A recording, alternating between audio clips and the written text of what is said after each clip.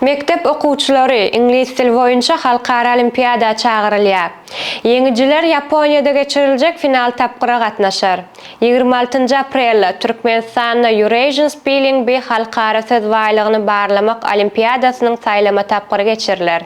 Bu olimpiadada 1-10 sınıf mektep okuwçylary çağırılıp, olaryň ingliz tilinde söz baýlygy we leksika başarnyklaryny ösdürmäge gönükdirilenler.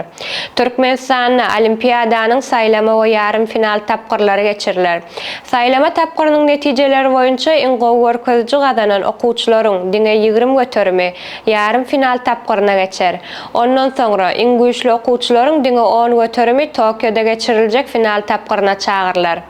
Read to Succeed olimpiadanyň temasy bolup, bu okuwçylary has köp okamaga, ingliz tilini çoňra öwrenmäge, özüne bolan ynamy we köpçüligiň öňüne çykyş etmek başarnyklaryny ösdürmäge höweslendirýär.